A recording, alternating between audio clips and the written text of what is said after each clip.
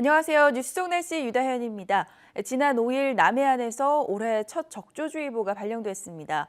게다가 적조띠가 동해 중남부 해역으로 점차 확산되고 있어 무척 우려스러운 상황인데요. 오늘 이 시간에는 물고기를 몰살시키고 바다를 황폐하게 만드는 붉은 재앙, 적조에 대해서 살펴보겠습니다. 스튜디오에 취재기자 나와 있습니다. YTN 사이언스 신경은 기자와 함께합니다. 안녕하세요. 안녕하세요. 네.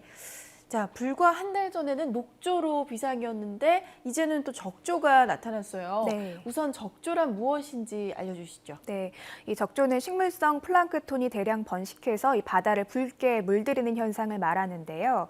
구체적으로 국내에서 나타나는 적조 현상은 와편모 조류에 속하는 생물인 코클로디니움이 다량 번식하는 게 원인입니다. 잠시 조류에 대해 설명을 드리면요. 크게 바다에 유해한 와편모 조류와 무해한 규조류로 구분할 수 있는데요. 와편모 조류의 경우 40~50종이 독소를 갖고 있습니다. 끈적끈적한 물질을 분비하는데요. 이 물질이 물고기의 아가미를 막아버리는 겁니다.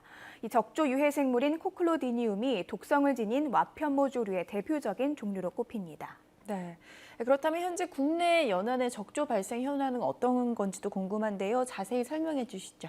네, 앞서 잠깐 언급해 주셨던 것처럼 지난 5일이었죠. 이 경남 통영과 남해 주변 바다에 올해 첫 적조주의보가 발령됐습니다.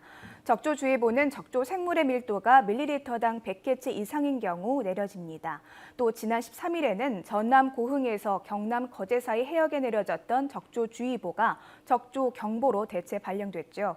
적조경보는 적조 생물의 밀도가 밀리리터당 1000개체 이상일 때 발령되는데요. 국립수산과학원은 거제와 여수 주변 해역의 수온이 적조 생물의 성장에 적합한 데다 일조량 증가, 또 남풍의 영향 등이 겹치면서 당분간 심각한 적조가 이어질 것으로 전망했습니다. 적조 발생에 대한 보다 자세한 상황은 수산과학원 홈페이지를 통해 확인할 수 있습니다.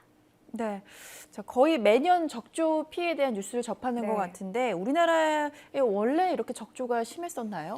네, 1970년대 중반까지만 해도 상황이 조금 달랐습니다. 이 진동항과 마상항 주변 해역에서 여름철에 소규모로 발생해서 약 일주일 정도 지속되는 데 그쳤습니다.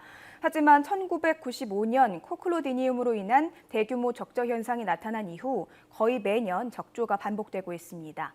게다가 우리 해안이 적조 유해 생물인 코클로디니움이 증식하기 좋은 환경으로 점차 바뀌고 있어서 더 큰 문제인데요. 이 코클로디니움은 아열대종으로 수온이 25도를 웃돌 때 다량 증식하는데 점차 한반도 바다 수온이 따뜻해지고 있는 것이죠. 국립수산과학원이 분석한 결과 최근 40년 동안 한반도 주변 바다 수온은 무려 1.29도나 상승한 것으로 나타났는데요.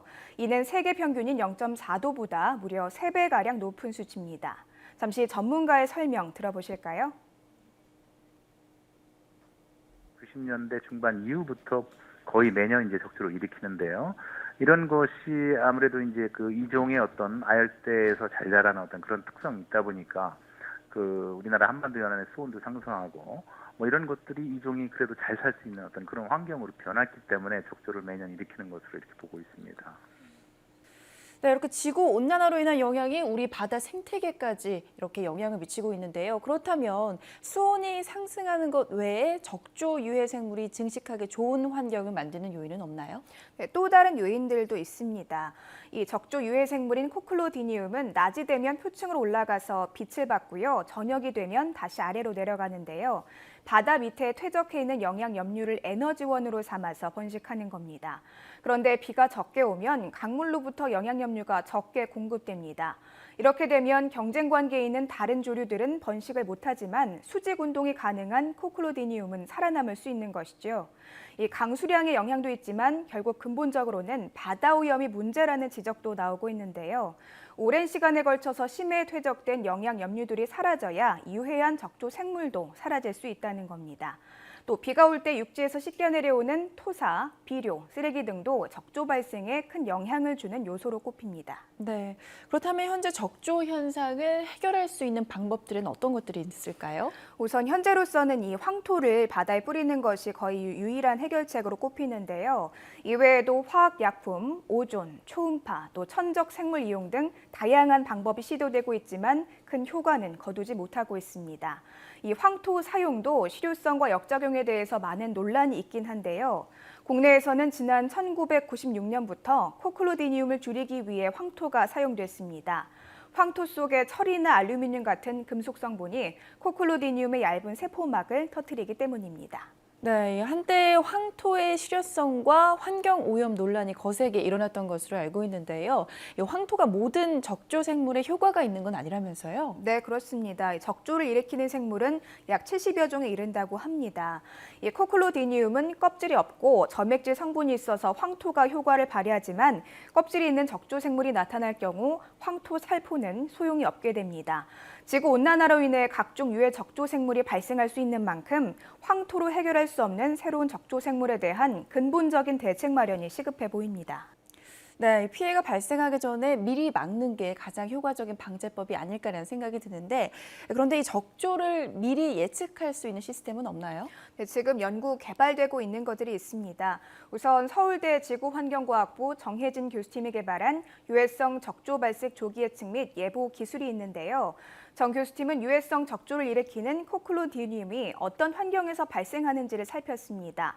그 결과 코클로디니움은 비로 인해 육상에서 질소나 인과 같은 영양염류가 바다로 유입되면 여러 식물성 플랑크톤 간의 먹이 경쟁으로 개체수가 감소한다는 사실을 밝혀냈습니다. 또 부경대 환경시스템공학과 윤홍주 교수팀이 개발한 적조 예보 시스템도 있는데요. 기온, 수온, 강수, 일조시간, 바람 등의 해양 기상 자료를 바탕으로 적조 발생을 예측하는데요.